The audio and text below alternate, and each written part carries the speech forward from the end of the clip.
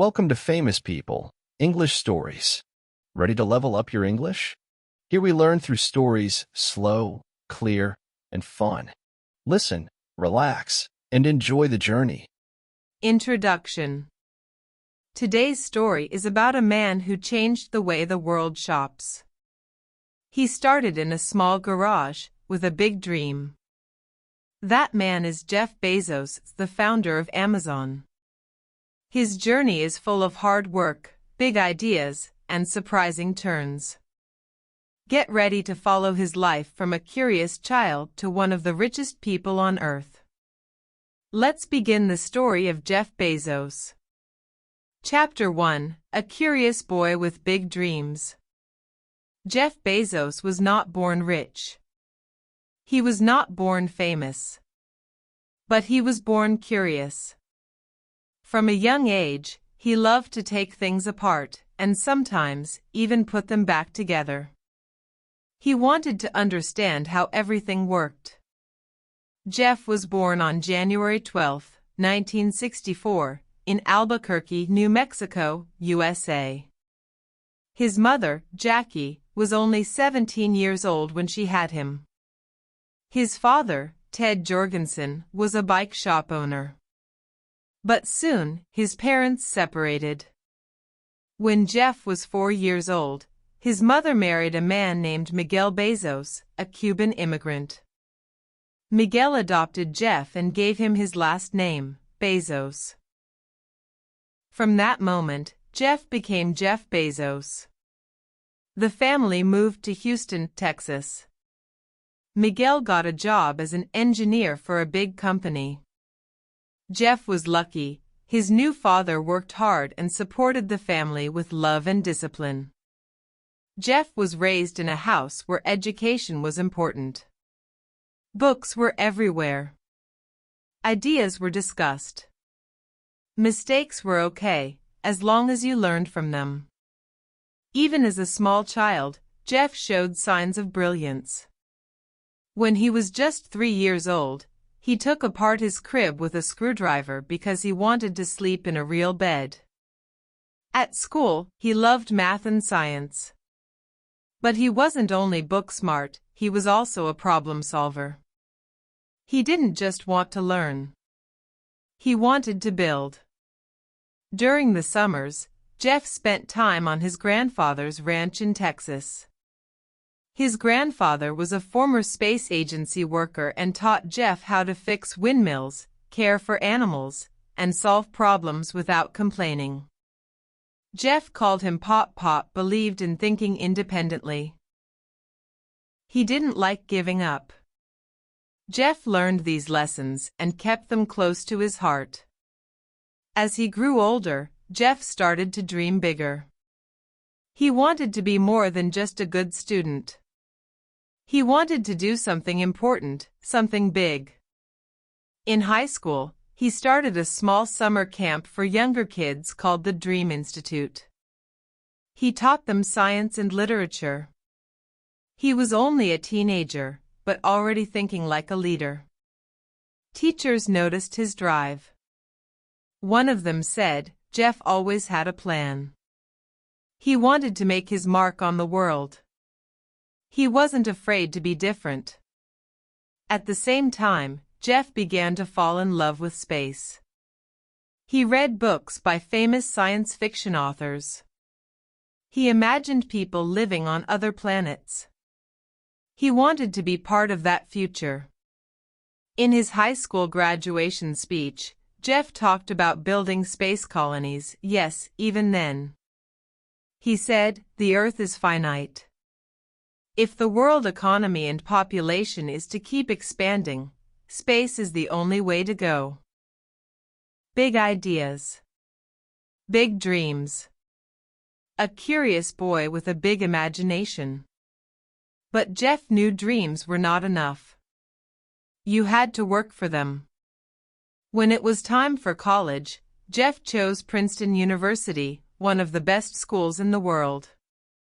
There, he studied electrical engineering and computer science. He worked hard, stayed up late, and became known as someone who was serious, focused, and a bit intense.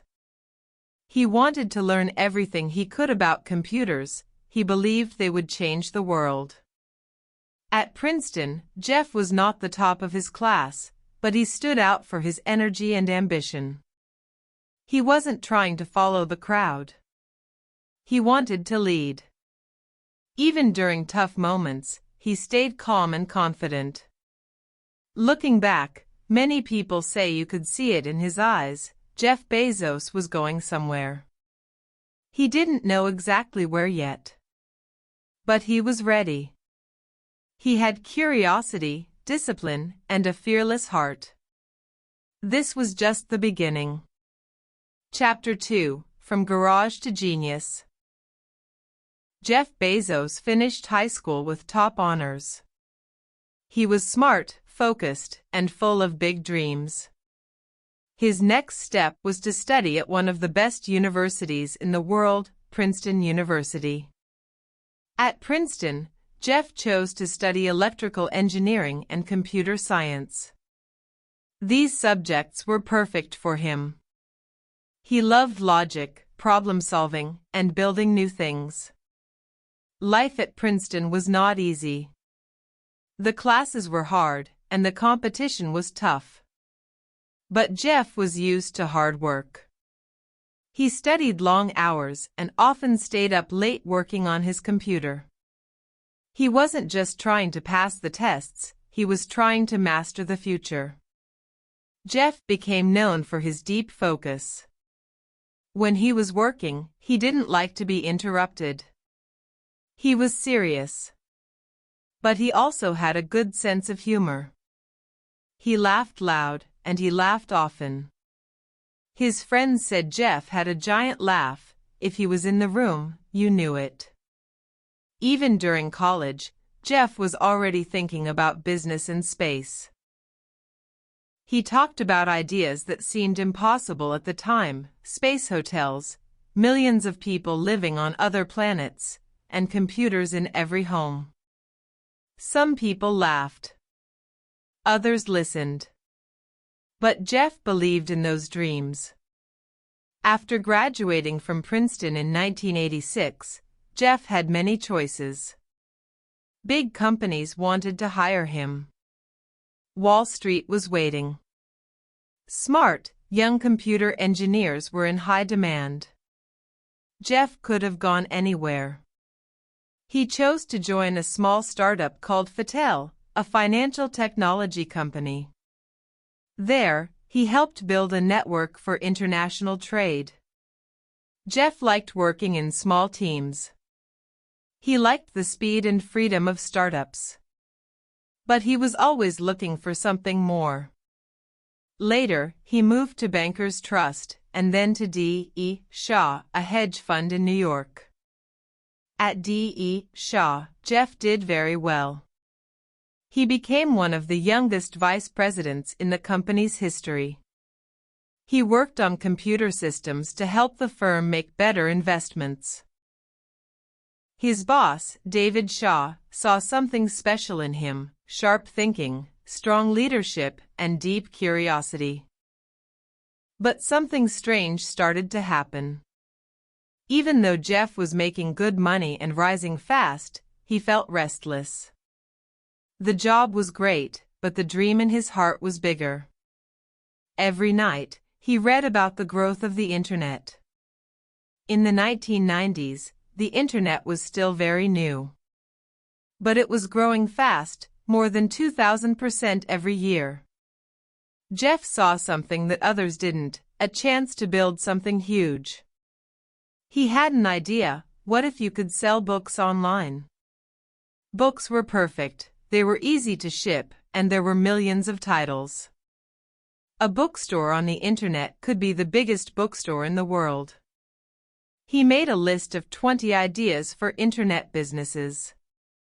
But the online bookstore idea stayed at the top. It felt right. It felt big. It felt like something he couldn't ignore.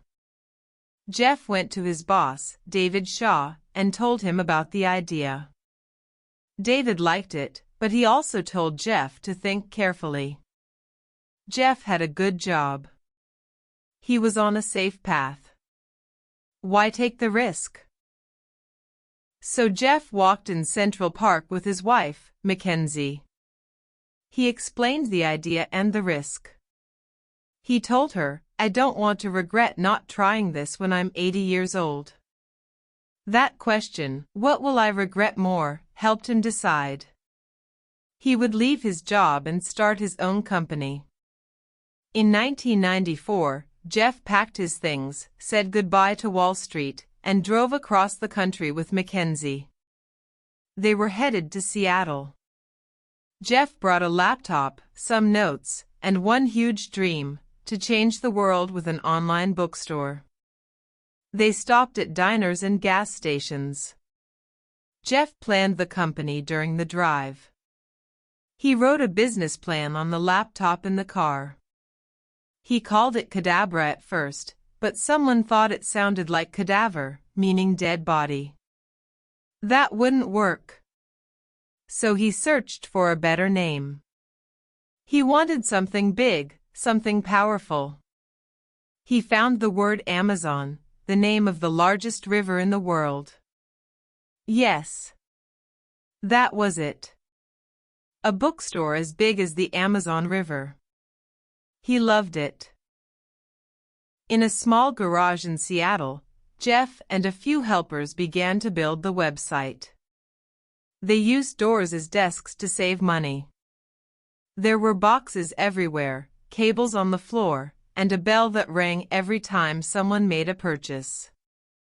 In the beginning, the bell rang once or twice a day. But soon, it rang faster and faster. Jeff worked long hours, often sleeping at his desk. He did everything: packing books, answering emails, writing code, talking to customers. This wasn't Wall Street anymore. It was harder. But it was his. This was the start of Amazon. A garage. A dream.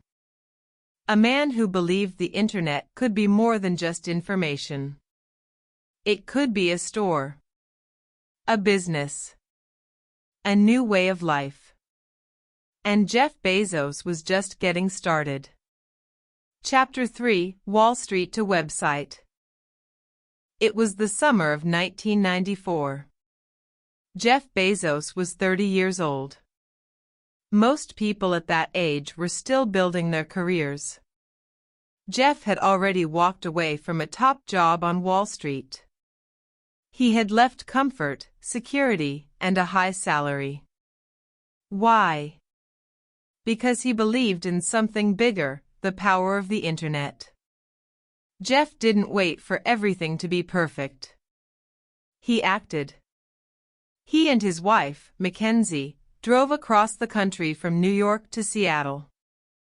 It was a big move, both in miles and in mindset. During that long road trip, Jeff wrote the early plans for his company on a laptop. He called his new venture an online bookstore, but in his heart, he already knew it could become more. Seattle was the perfect place. It was a growing tech hub, the home of Microsoft, and full of smart engineers. Jeff set up his first office in the garage of a small rented house. It had no heat, no air conditioning, and no space. But it had something more important: a dream and a man who refused to give up. The first website they built was simple. It had a search bar, a few book categories, and a shopping cart. Jeff hired a few people to help build it. They worked all day and often into the night. The company's first servers were set up in that garage, and they used a door as a desk, a habit that Amazon still jokes about today. Jeff wanted the company to grow fast, but carefully. He had a rule: always focus on the customer first. If the customer was happy, success would follow. So he worked on making the website easy to use. He added reviews, a helpful search system, and detailed book information. No one had ever bought books online before. It had to feel safe, friendly, and smart. He also needed money to grow. So Jeff started meeting with investors. He gave a simple pitch: "I'm building the world's largest bookstore." At first, many people didn't believe in the idea. The internet was still new. Most investors thought people would never shop online. But Jeff didn't stop. He kept pitching. He used charts, numbers, and a powerful vision. Finally, after many meetings, he raised around $1 million from family, friends, and a few bold investors. That money helped Amazon grow in its first year. On July 16, 1995, Amazon.com went live. Jeff and his team were nervous. Would people come? Would they buy? And they did. In the first month, Amazon sold books in all 50 U.S. states and 45 countries. Orders came in faster than they had expected. Jeff had a bell in the office that rang every time a sale was made. At first, it rang once an hour. Then every few minutes. Soon, it never stopped ringing. Jeff had to move fast. He bought more computers, added more staff, and rented more space. His small garage dream was growing into something real. But with growth came pressure. Amazon was losing money. Every dollar they made went back into the company, for more books, faster shipping, and better technology. Jeff didn't care about short-term profit. He believed in building for the long term. He told his team, "We are not in a sprint. We are in a marathon." He worked non-stop. He was deeply involved in every detail: code, design, marketing, and even book inventory. Sometimes, Jeff helped pack the boxes himself. There were no fancy offices or expensive chairs. Everything was simple and focused. People began to notice Amazon. The media called it the bookstore of the future. Customers loved it. They didn't have to drive to the store anymore. They could find any book, anytime, and have it delivered to their home. It felt like magic. But not everyone was happy. Traditional bookstores saw Amazon as a threat. Big companies started to worry. And some people said the company couldn't survive. They pointed to the losses and called Amazon just another .com company that would soon fail. Jeff didn't listen. He believed that if you built value for the customer, the rest would follow. He told his team again and again, "It's still day one." What did he mean by day one? He meant that Amazon was just getting started. Even if they became big, they must always act like a startup, hungry, humble, and focused. By the end of 1996, Amazon had 180,000 customers. Just 1 year later, in 1997, Jeff made a bold move. He took Amazon public. That means anyone could buy shares in the company. The stock opened at $18 per share. Some people still doubted the company, but others saw its potential. Jeff became a millionaire overnight, but he didn't change. He still drove a Honda. He still worked long hours. And he still focused on one thing: making Amazon the best place to shop online. He told his investors, "We are not afraid to be misunderstood. We are going to take risks. We are going to invent. And we are going to think long-term." Amazon wasn't just a bookstore anymore. It was becoming a platform. And Jeff Bezos was on a mission, not just to sell books, but to change how the world buys everything. And this was only the beginning. Chapter 4: Building Amazon from Scratch. By 1997, Amazon had already made waves as a new kind of bookstore. But Jeff Bezos was just getting started. He didn't want to stop at books. In fact, he never did. From the very beginning, Jeff had imagined Amazon as the everything store. Books were only the first step. Running Amazon in the early days was not easy. The company was growing fast, too fast, some said. Every week brought new customers, more orders, and bigger challenges. Jeff had to make big decisions, sometimes without all the answers. But he didn't panic. He loved solving problems. At first, Amazon only sold books. But even that was difficult. The company had to store books, ship them quickly, and keep customers happy. Jeff believed in building strong systems. So he focused on technology.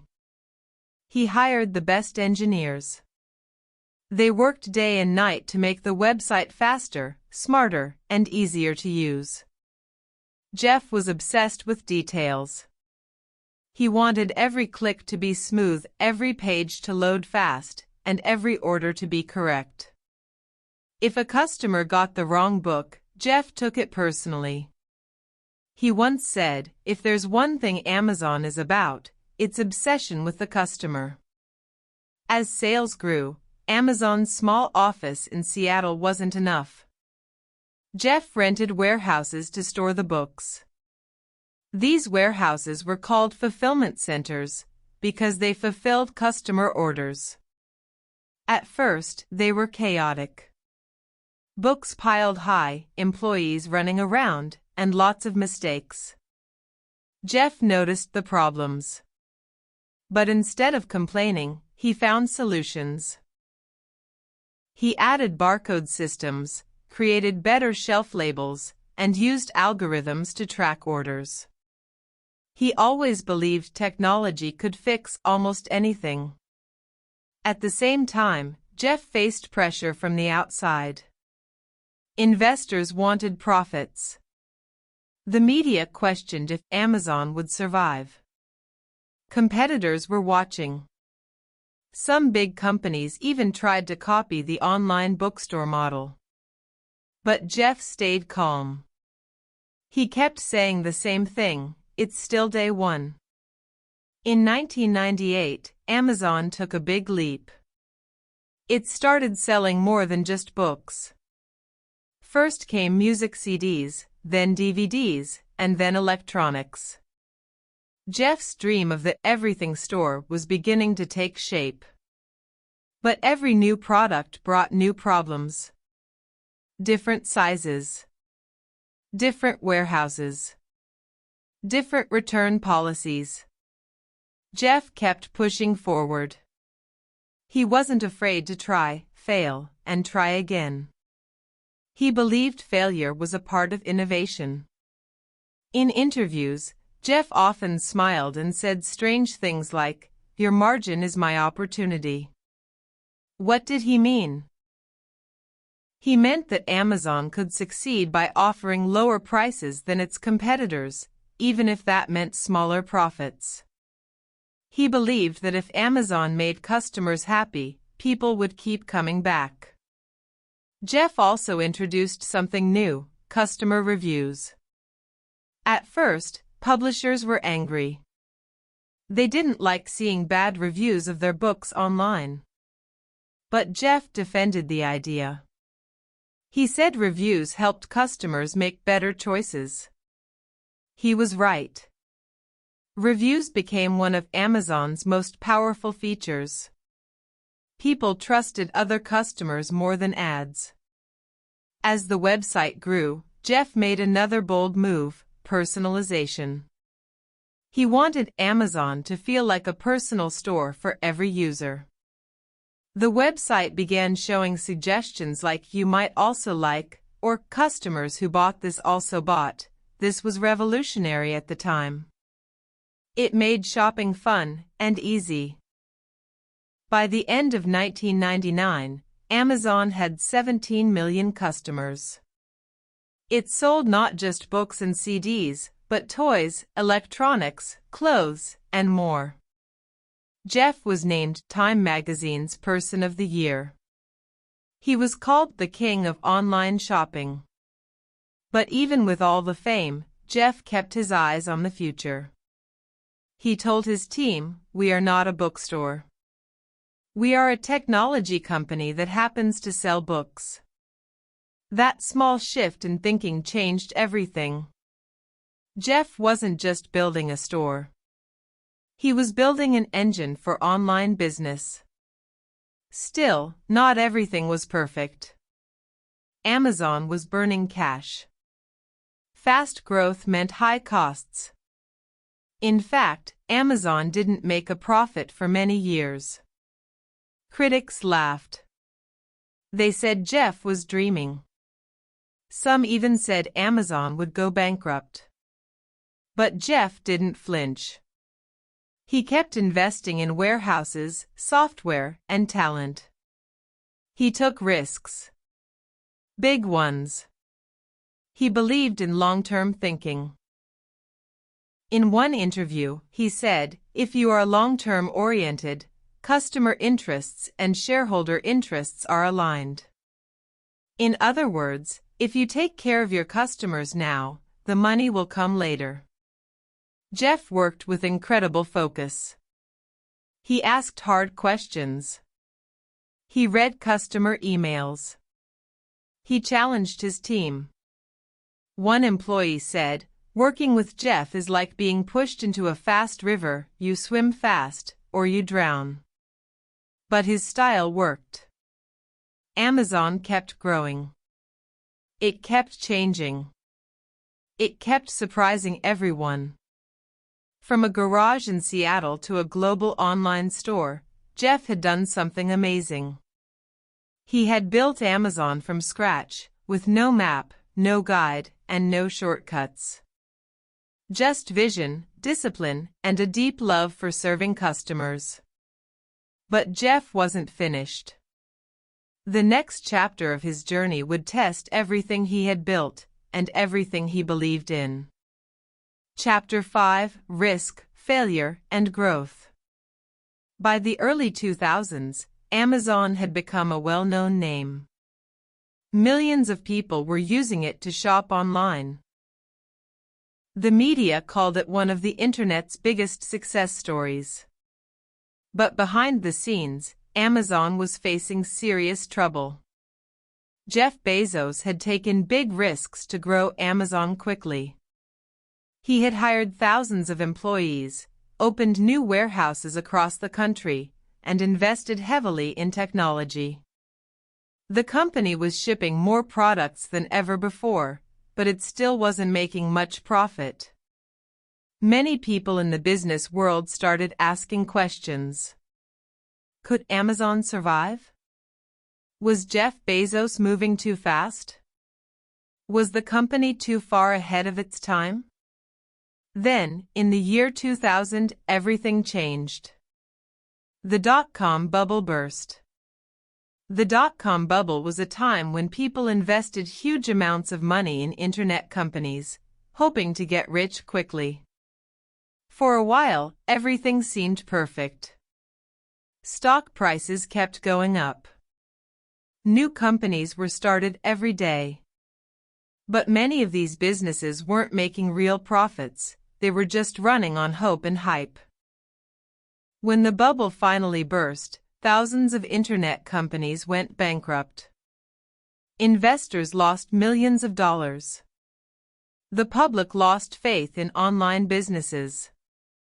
And suddenly, Amazon was in danger. Amazon's stock price crashed.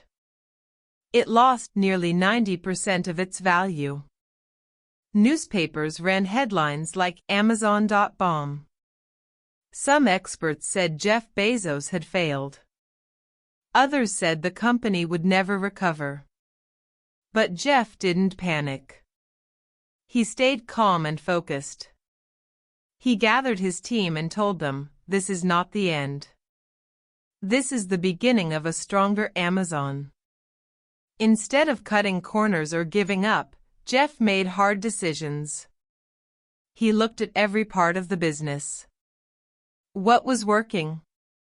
What was wasting money? One of the first things he did was reduce costs. Amazon laid off a small percentage of its workers. It slowed down hiring. It paused risky new projects. These were painful choices, but they helped Amazon survive the crisis. Jeff also focused on efficiency. He wanted every part of the company to run faster, smarter, and leaner. Warehouses became more organized. Shipping was improved. Customer service got better. Amazon learned to do more with less. At the same time, Jeff didn't stop thinking about the future. He believed that great companies weren't built during easy times, they were built during hard ones. So while other companies were shrinking, Jeff quietly worked on something bold. He asked a powerful question. What if Amazon's technology could help other businesses? This led to a groundbreaking idea, Amazon Web Services, or AWS. AWS started as a small internal project. Its goal was to offer cloud computing, powerful computer servers and storage that other companies could rent online. Instead of building their own servers, companies could use Amazon's. In the beginning, people didn't understand it. Why would Amazon, a shopping site, get into cloud computing? But Jeff saw the future again. He believed that cloud services would be like electricity, something every business needs, but no one wants to manage themselves. AWS launched in 2006. Slowly, it grew. Then, it exploded. Today, AWS is one of the most profitable parts of Amazon, and a global leader in cloud technology. During this time, Jeff also introduced Amazon Prime. For a yearly fee, customers could get free 2-day shipping. People loved it. Soon, Prime became a major reason people stayed loyal to Amazon. Jeff understood something simple but powerful: people love speed and convenience. Another big step came with the Kindle. In 2007, Amazon launched its own e-reader, letting people buy and read digital books. Many believed people wouldn't give up paper books. But they were wrong. The Kindle became a hit, and Amazon changed the book industry again. Through all of this, Jeff kept taking smart risks. He said, "Failure and invention are inseparable twins. If you're not failing, you're not inventing enough." He wasn't afraid of being wrong. He was afraid of standing still. Many of Amazon's ideas failed. They launched the Fire Phone in 2014. It was a disaster. But instead of hiding from failure, Jeff called it a useful experiment. He believed that every failure taught a lesson. And often, those lessons led to new success. Jeff built a culture at Amazon where big bets were encouraged. People were allowed to test ideas. Some failed, but some changed everything. That was the price of innovation. Even in tough times, Jeff's long-term thinking never changed. He kept saying, "It's always day one." That phrase became a symbol at Amazon. It reminded everyone to stay hungry, stay humble, and keep building. By the end of the decade, Amazon had not only survived the dot-com crash, it had become one of the most powerful companies in the world. Millions of people were shopping on the site every day. Thousands of businesses were running on AWS. And Jeff Bezos was now more than just a founder. He was a builder of systems, of culture, and of the future. Amazon had passed through fire and come out stronger. But Jeff still wasn't done. The next chapter would take him beyond Earth itself. Chapter 6: Thinking Long-Term. If there is one idea that explains Jeff Bezos and how he runs Amazon, it is this: think long-term. For most companies, the focus is short-term. Managers worry about the next quarter, the next report, or the next stock price. But Jeff Bezos was different. He believed that real success takes time. And he built Amazon to reflect that belief. He even wrote it in every annual letter to Amazon shareholders. We will not focus on short-term profits. We will focus on the long-term value we bring to customers. This idea shaped everything at Amazon. It started with a deep understanding of customers. Jeff believed that customers were never truly satisfied. They always wanted lower prices, faster delivery, and more selection. So instead of trying to raise prices or cut service to make fast profits, Jeff did the opposite. He invested in speed, scale, and technology. This long-term thinking confused many people at first. Amazon made billions in sales, but it still wasn't making much profit. Critics said, "Why is Amazon still losing money?" But Jeff wasn't worried. He saw something they didn't: loyal customers, a growing market, and an unstoppable trend toward online shopping. He explained it clearly. We are willing to be misunderstood for long periods of time. That sentence became one of his most famous quotes. It meant Amazon didn't need everyone to agree or understand their strategy, as long as the company stayed true to its mission. Jeff also thought long-term when hiring people. He didn't just want smart people.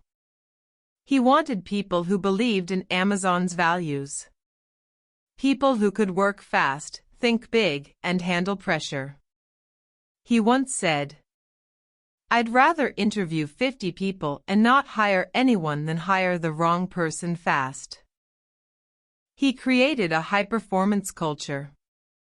It was not always comfortable.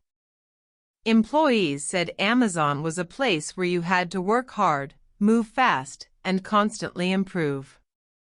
But it was also a place of invention, where good ideas could grow quickly.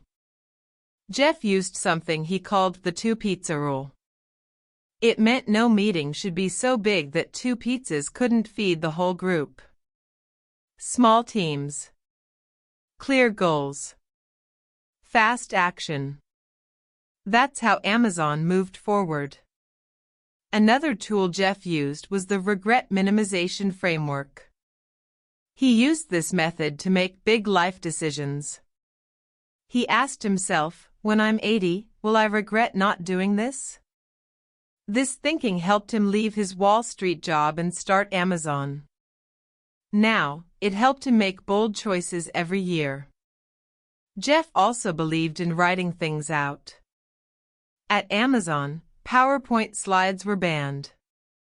Instead, meetings started with a 6-page memo, carefully written, clearly argued.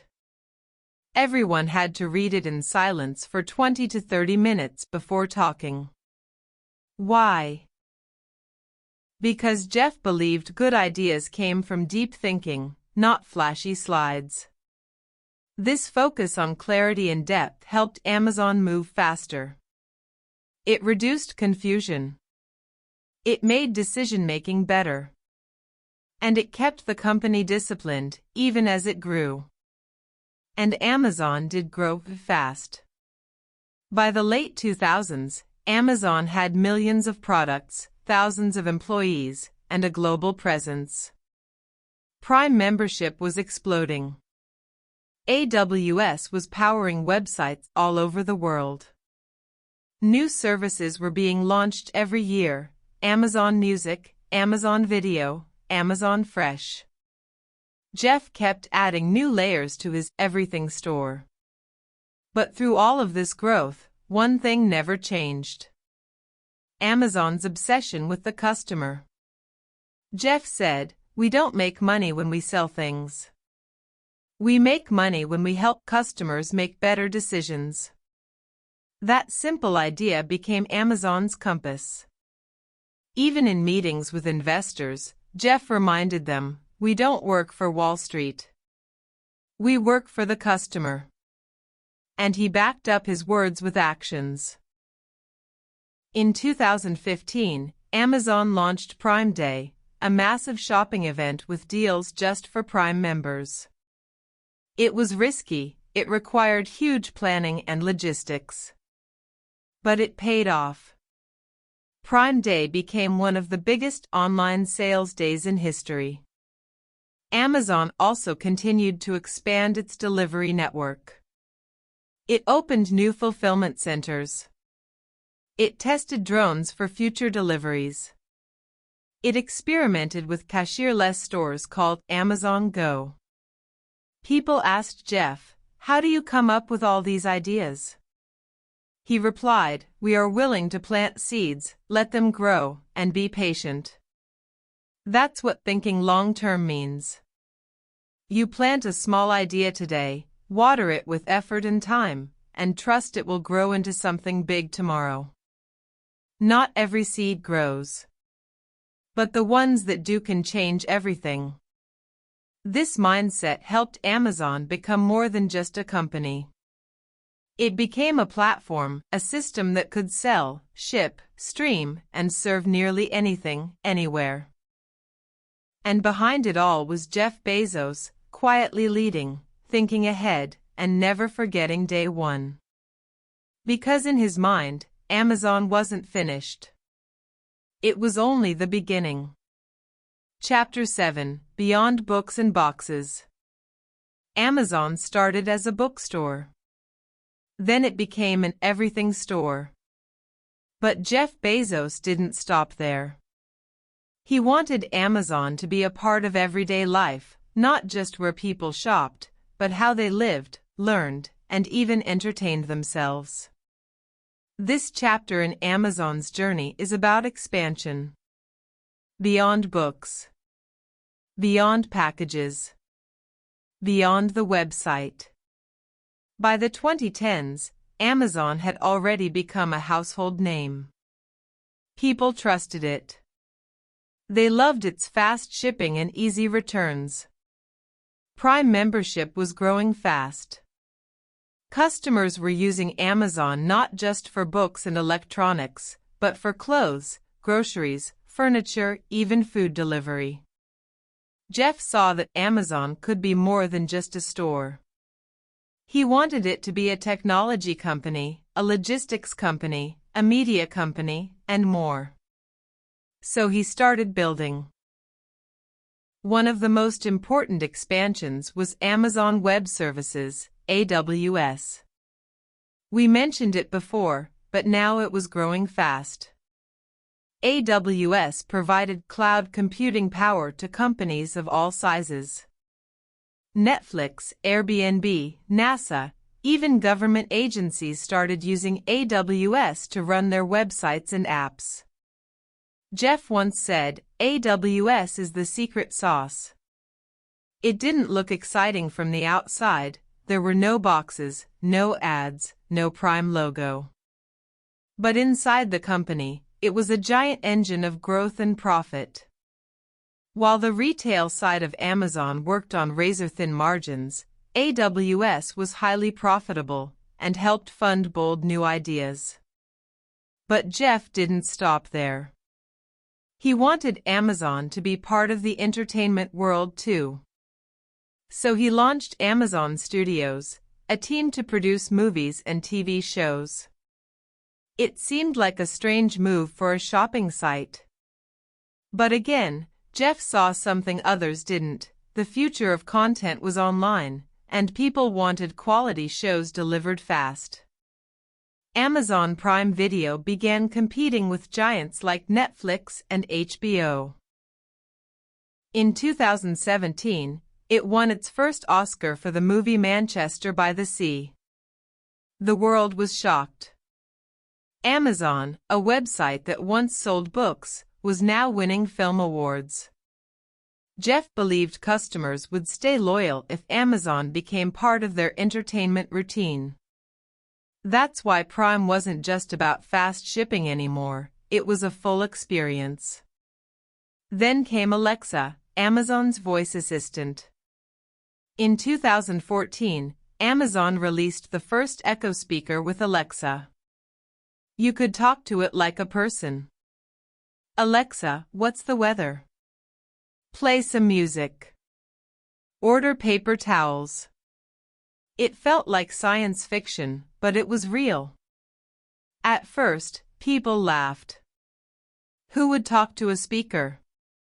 But soon, Alexa became a hit. Millions of homes added Amazon Echo devices. Jeff had turned the shopping experience into something hands-free, voice-powered, and surprisingly fun. Once again, Jeff had looked into the future and built it before others even saw it coming. Meanwhile, Amazon's physical world operations were expanding too. In 2017, Amazon bought Whole Foods Market, a large chain of grocery stores. It was Amazon's biggest purchase ever, $13.7 billion. People were shocked. Why would a tech company buy grocery stores? But Jeff had a vision: combine Amazon's technology and data with real-world stores. Use online ordering and fast delivery to change how people shop for food. The deal also gave Amazon access to premium locations across the U.S., perfect for testing future ideas. Jeff didn't believe in limits. If there was a better way to serve customers, Amazon would try it. From one-click ordering to drones to cashier-less stores, Amazon kept testing, learning, and growing. Of course, not every experiment worked. The Amazon Fire Phone, launched in 2014, was a complete failure. It lost millions of dollars. But Jeff didn't hide from the failure. Instead, he said something important. If you're going to take bold bets, they're going to be experiments. And if they're experiments, you don't know ahead of time if they're going to work. That same year, Amazon also launched something that did work: Amazon Echo with Alexa. That's how innovation works at Amazon. You try, you fail, and you try again, until you build something the world didn't know it needed. Jeff's ability to think big and take risks helped Amazon enter new worlds. Healthcare, with Amazon Pharmacy. Delivery and shipping, with its own planes and vans. Artificial intelligence, through Alexa and AWS. Even fashion, with private clothing labels. By the late 2010s, Amazon had become more than a business, it was an ecosystem. People shopped, watched, listened, read, and talked, all using Amazon. And Jeff? He was still pushing forward, still asking questions, still thinking about the next big thing. But now, his eyes weren't just on Earth. They were turning to the stars. Chapter 8: The Space Dream, Blue Origin. Long before Amazon, long before online books and Alexa, Jeff Bezos had another dream, a dream that started when he was just a boy. He wanted to go to space. As a child, Jeff loved science fiction. He read books about starships, aliens, and life beyond Earth. He watched Star Trek and imagined a future where humans could live on other planets. While other kids dreamed of becoming astronauts for fun, Jeff dreamed of building the future of space travel. He didn't let go of that dream, not even after becoming one of the richest men on Earth. In the year 2000, just 6 years after starting Amazon, Jeff quietly launched another company. It had a simple mission: to build a future where millions of people can live and work in space. That company was called Blue Origin. Unlike Amazon, Blue Origin started in complete secrecy. Jeff didn't want attention. He wanted time to experiment, fail, and learn, just like he did at Amazon. He bought land in West Texas, far from the media. There, in the quiet desert, his engineers began building rockets. Blue Origin's symbol was a feather. Why a feather? Because it represented lightness, freedom, and the power of flight. Jeff said space travel should be safe, affordable, and reusable. He believed rockets should land and fly again, like airplanes, not be thrown away after one flight. At the time, many people thought he was dreaming. Space was for governments, not private companies. NASA had sent people to the moon, but few believed a businessman could do the same. But Jeff believed. He often said, "Earth is the best planet. But we need to protect it, and to do that, we must go beyond it." He talked about moving heavy industry off Earth, into space. He imagined future generations living in giant space colonies, powered by solar energy, with clean air and perfect weather. Earth, he said, should be zoned for residential and light industry, not for pollution and mining. These ideas came from a deep love for Earth. Jeff wasn't trying to escape the planet. He was trying to save it. By expanding human life beyond it. While Amazon was growing, so was Blue Origin. Slowly and quietly. The team tested small rockets. Some failed. Some succeeded. In 2015, Blue Origin made history. It launched a rocket into space, and then landed it safely back on Earth. This was a major breakthrough. Until then, rockets were used only once. Blue Origin had shown the world that reusable space travel was possible. Jeff was thrilled. He said, "We are now one step closer to a future where space is open to everyone." That same year, Blue Origin unveiled its next rocket, New Shepard, named after Alan Shepard, the first American in space. It was designed to carry tourists. Yes, space tourists. People like you and me. The idea was simple: take people on short trips to space, let them float in zero gravity, see Earth from above, and return safely, all in about 11 minutes. Many people laughed at the idea. Space tourism? It sounded like something from a sci-fi movie. But Jeff kept going. By 2021, Blue Origin had completed dozens of tests. The rocket worked. The systems were safe. It was time for the first crewed mission. And guess what? Jeff Bezos was on board. On July 20, 2021, Jeff, his brother Mark, 82-year-old aviation legend Wally Funk, and 18-year-old physics student Oliver Damon launched into space. The world watched as they lifted off from Texas, crossed the edge of space, floated in zero gravity, and returned safely to Earth. The flight lasted 11 minutes, but it marked a new chapter in space travel. When Jeff stepped out of the capsule, he was smiling like a kid. He hugged his crew and said, "Best day ever." But he also said something important. "We're just getting started." To Jeff, this flight was just a first step. Blue Origin's real mission is much bigger: to build the road to space so that future generations can use it. The company is now working on larger rockets, space stations, and even a lunar lander to help NASA return to the moon. Of course, Blue Origin is not alone. Jeff's biggest competitor in space is another billionaire, Elon Musk, founder of SpaceX.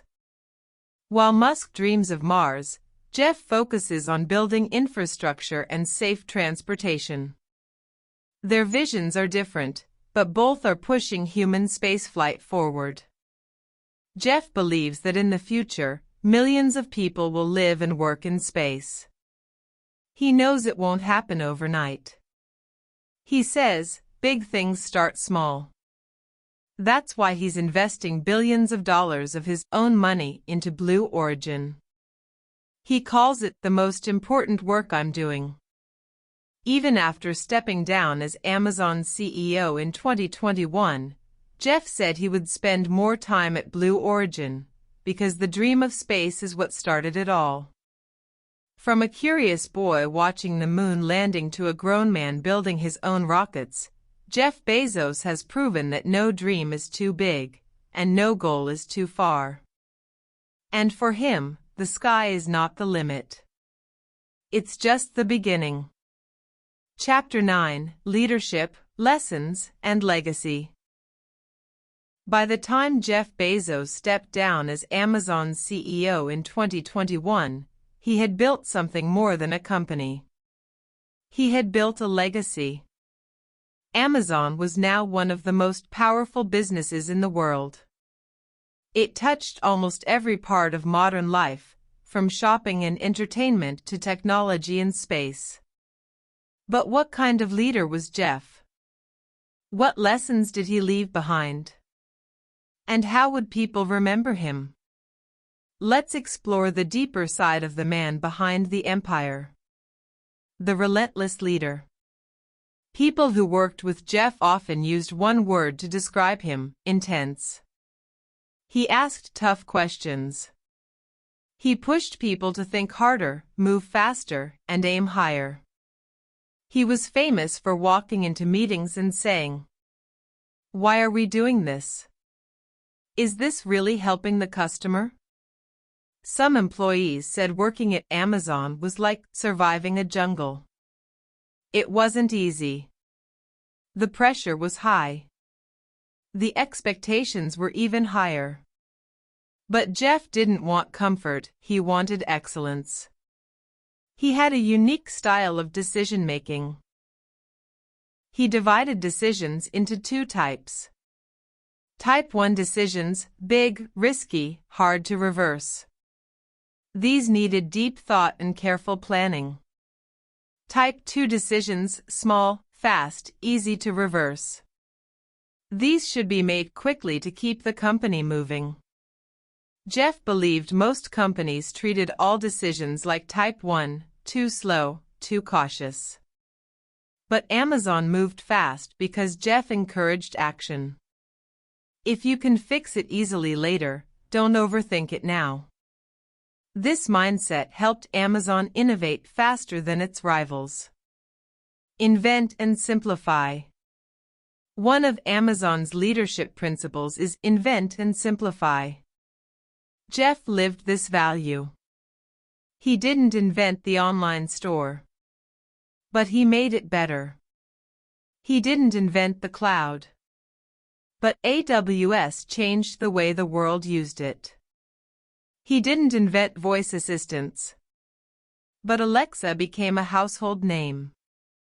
At every step, Jeff asked, "How can we make this easier, faster, better, for the customer?" Even Amazon's famous one-click order came from this thinking. A simple idea, but revolutionary. And it showed Jeff's obsession with reducing friction. Think long-term. Jeff was a builder of flywheels, systems that got better the more they were used. Here's how it worked at Amazon. Lower prices, more customers. More customers, more sellers. More sellers, more products. More products, better selection. Better selection, more customers. Each part pushed the others forward. Jeff saw business as a system, not just a product. That's why Amazon kept growing without losing focus. And he believed all of this only worked if you put the customer first. One of his most famous quotes was, "The most important single thing is to focus obsessively on the customer." Everything Amazon did, Prime, fast delivery, reviews, returns, was designed around customer happiness. Stepping down, not stepping away. In July 2021, Jeff Bezos stepped down as CEO. He named Andy Jassy, head of AWS, as the new leader of Amazon. Jeff became executive chairman, still involved in big decisions, but with more time for other passions. Why did he step down? He said, "I want to focus on Blue Origin, the Washington Post, and my other passions." He didn't leave the world of ideas, he just moved to a new chapter. Now, Jeff spends more time on climate projects, through his Bezos Earth Fund, which promises $10 billion to help fight climate change. He also supports science, education, and innovation through the Bezos Day One Fund, which helps homeless families and builds preschools. His legacy, not just riches, but reach. Today, Jeff Bezos is one of the wealthiest people in the world. But his impact isn't just about money. It's about how he changed commerce, technology, reading, cloud computing, and even space travel. His leadership style, bold, curious, and data-driven, has inspired thousands of entrepreneurs. His principles, customer obsession, long-term thinking, invention, are now studied in schools and business books. But Jeff's legacy also comes with controversy. Critics have pointed to Amazon's tough work culture, treatment of warehouse workers, and dominance in the market. Jeff has faced tough questions, and Amazon continues to deal with public pressure on these issues. Still, even critics admit Jeff Bezos changed the world. He once said, "If you want to be understood all the time, don't do anything new." And Jeff did many things new. He built a bookstore in a garage and turned it into a global force. He launched rockets into space, not just for adventure, but for the future of humanity. He taught us that big dreams need patience, discipline, and courage. And perhaps most importantly, he reminded the world, it's still day one. Because for Jeff Bezos, the journey never really ends. It just evolves. Chapter 10, Quotes, Reflections, and Final Thoughts. As we've followed Jeff Bezos' journey, we've seen him evolve from a young, ambitious entrepreneur with a dream in his garage to one of the most influential people of the 21st century. But what are the final lessons we can learn from his life and leadership? What will history say about Jeff Bezos, the man behind Amazon, Blue Origin, and so much more? To understand Jeff, it helps to reflect on some of his most famous quotes, words that show his vision, his struggles, and his mindset. They give us a glimpse into the heart and mind of the man who built Amazon and changed the world. Your brand is what other people say about you when you're not in the room. This simple yet powerful statement is all about reputation. For Jeff, the focus was never on just selling products. It was about creating a relationship with customers. Amazon's brand became synonymous with trust, trust in fast delivery, trust in quality products, and trust in customer service. Jeff understood that building trust was more valuable than flashy advertisements or marketing campaigns. When customers talk about Amazon, they talk about their experiences. This was the true brand that Jeff built, one that people believed in. We are stubborn on vision. We are flexible on details.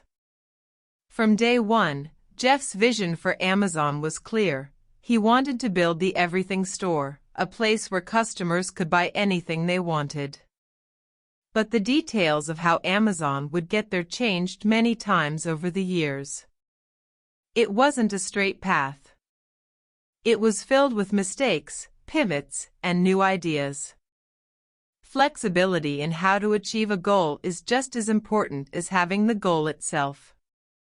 Jeff showed the world that sticking to a big vision, while staying open to change, is a powerful formula for success.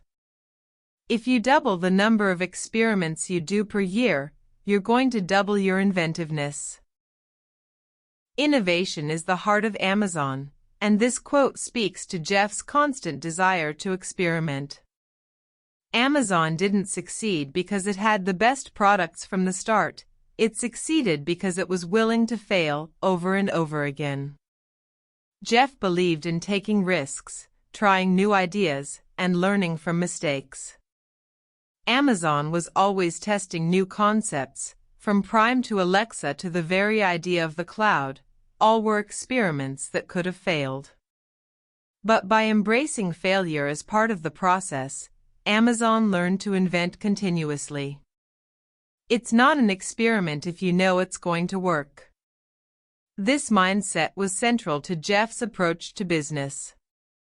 Many of the ideas that Amazon became famous for, like AWS, Alexa, and even one-click ordering, seemed risky at the time. They could have failed. But Jeff treated every new idea as an experiment. And every experiment was a learning opportunity, whether it succeeded or not. This approach allowed Amazon to stay ahead of the curve, always pushing boundaries and trying to disrupt industries. I'd rather interview 50 people and not hire anyone than hire the wrong person. One of the biggest challenges for any leader is building the right team. Jeff was known for being extremely selective when it came to hiring. He didn't settle for average. Every hire had to be someone who could contribute meaningfully to Amazon's culture and vision.